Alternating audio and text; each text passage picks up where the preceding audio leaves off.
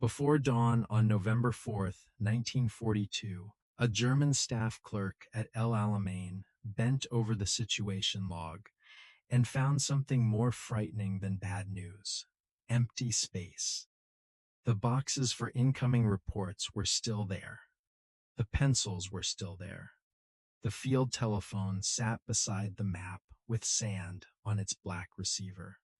But the units that were supposed to call in did not call. For 6 hours, that telephone had been alive with panic. Gunners asking for shells. Battalion commanders asking where their neighbors had gone. Engineers reporting gaps in the wire. Tank crews demanding orders nobody could give. Then, a little after 4 in the morning, the sound stopped, and in a command post built from sandbags, canvas, and exhaustion, the silence began to explain the battle better than any general could, because the line outside that post was not supposed to break. It ran for roughly 40 miles across the western desert, with the Mediterranean Sea locking its northern end, and the Qattara Depression sealing the south. There was no easy flank, no clever road around it, no soft doorway waiting in the sand. Rommel had made certain of that. The Afrika Korps and its Italian allies had spent months turning El Alamein into a trap.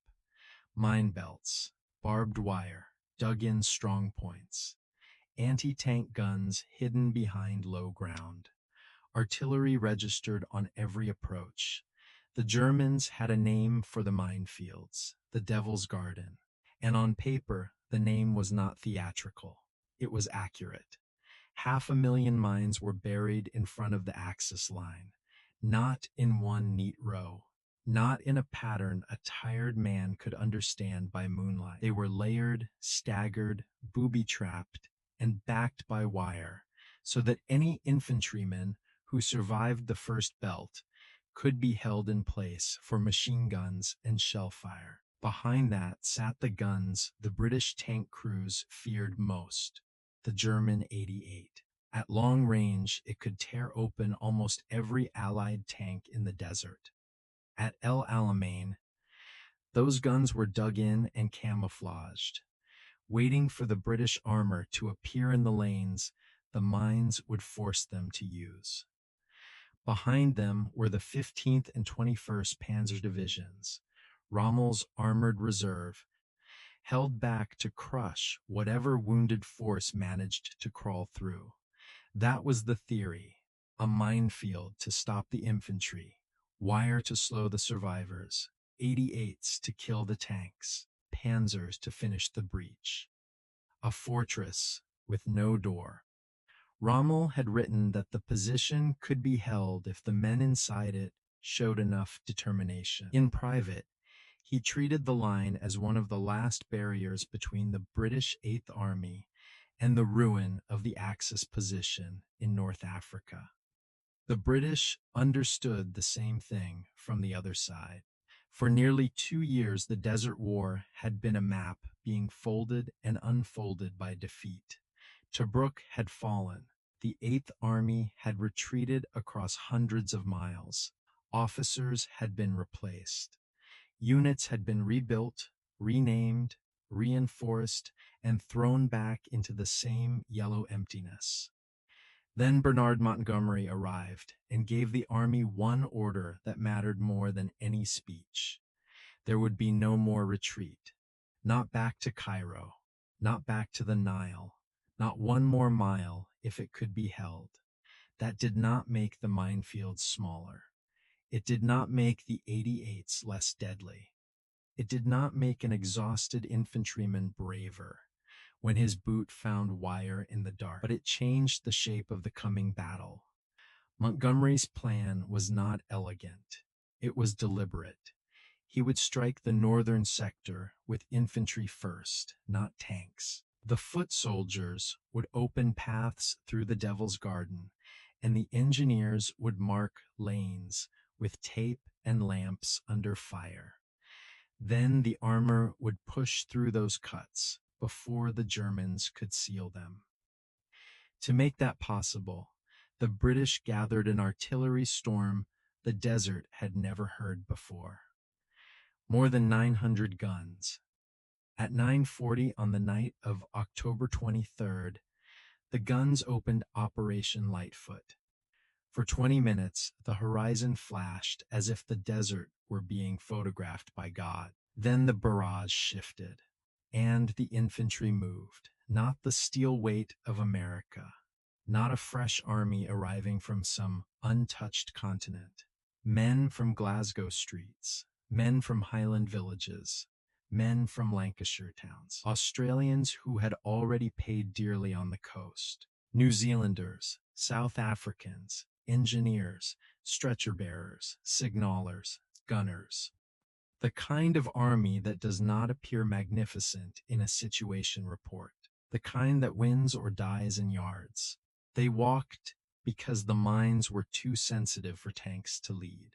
They walked because the gaps had to be found by hands, bayonets, probes, and men lying flat in the sand while shells burst ahead of them.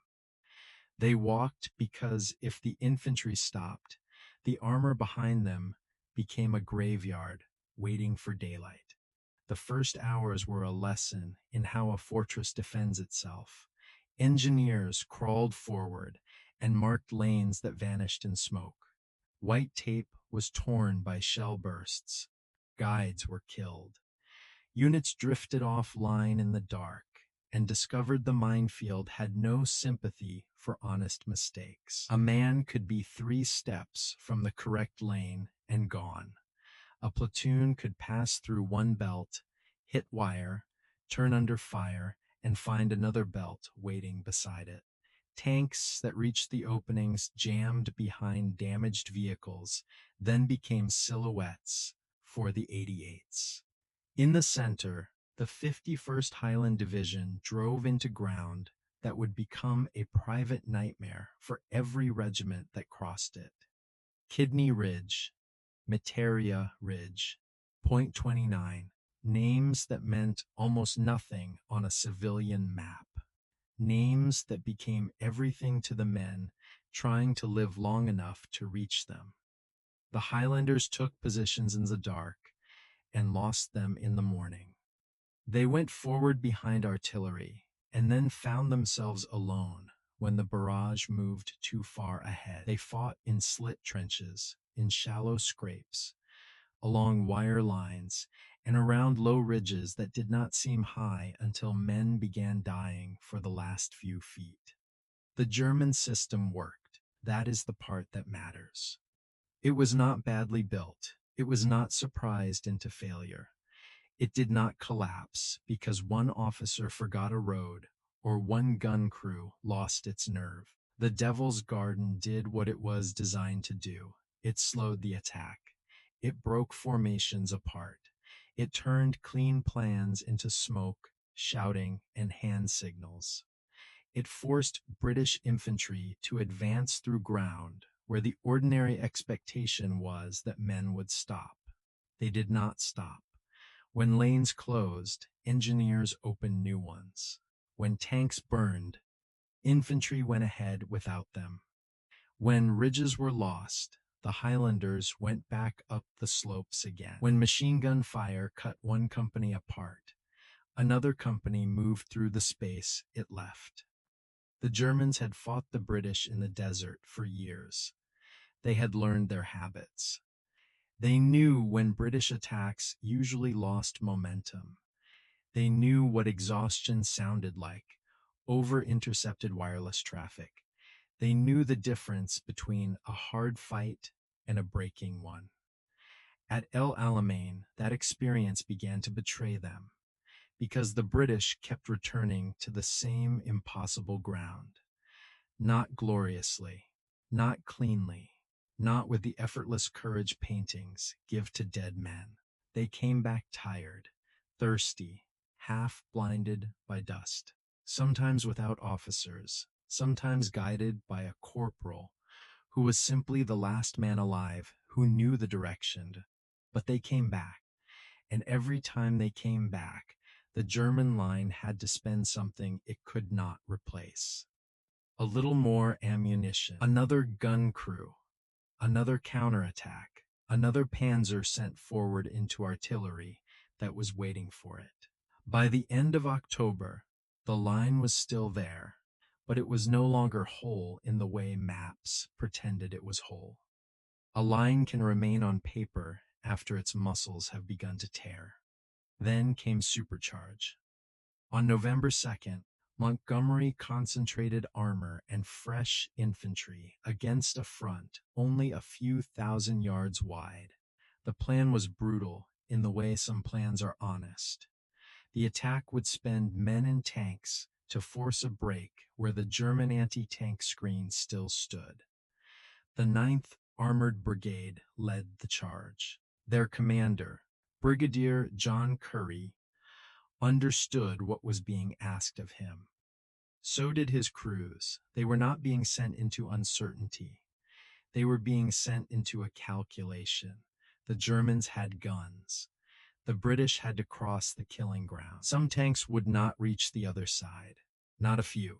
Most. At first light, the brigade moved forward. The 88s found them. One tank burned, then another, then another. Shells punched through armor and turned steel hulls into furnaces. Crews bailed out into fire, smoke, and machine gun bursts. The desert filled with black columns where British armor had been minutes earlier. By the time the opening phase ended, the 9th Armored Brigade had lost most of its tanks. But it had done the one thing the German line could not survive. It had torn a hole through the final anti-tank screen, and behind that hole, more British armor was coming. This is where the battle changed from attack into collapse. At Panzer Army Afrika headquarters, the reports on the night of November 3rd and the morning of November 4th no longer described a problem that could be solved by one more counterattack. They described disappearance. A unit that had held a sector at midnight could not be raised at 2.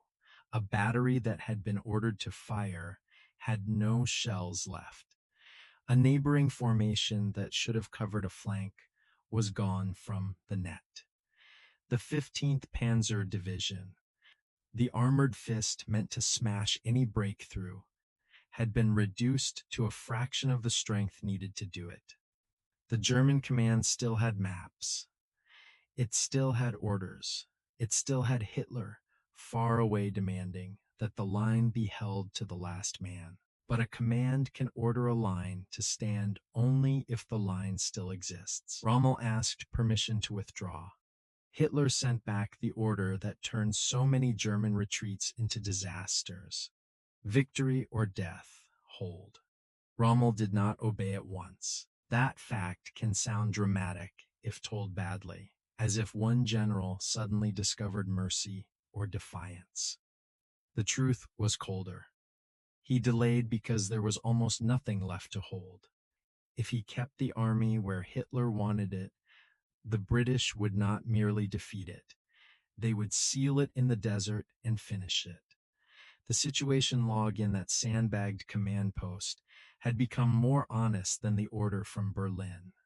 Empty spaces, silent radios, telephones with no voices left on the other end. German staff officers later tried to measure what had happened in the language available to them.